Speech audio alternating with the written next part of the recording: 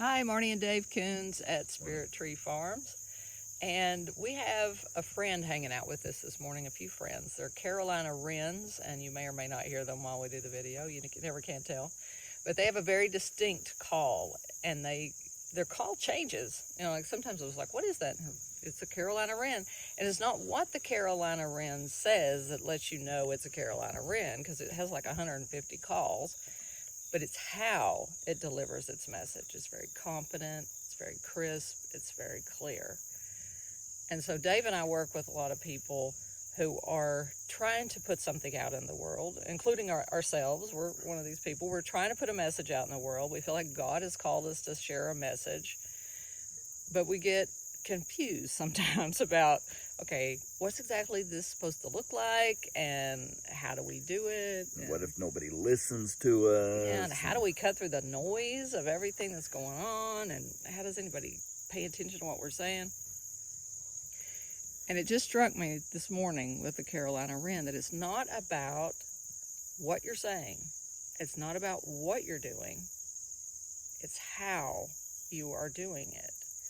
Whether it's coming from that core divine self, whether you're aligned with the divine. You've got your guidance system in place and your communication system in place so that you can make movements that guide you through a maze of potentials. I mean, there's all kinds of different programs and technologies and everything that we could be using.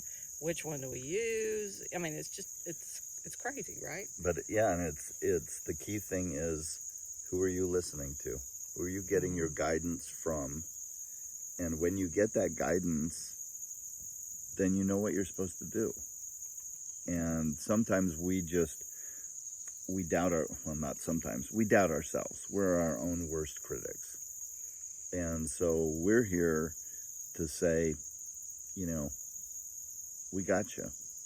And Heavenly Father has you. And when you find that core sacred self and you listen and find out what that message is, then deliver it with confidence, with clarity, and it builds that framework. And it doesn't mean that you have to be absolutely rigid. I mean, you've built a framework, and then, Heavenly Father is going to guide you and let you move here or there or whatever, but be confident about it.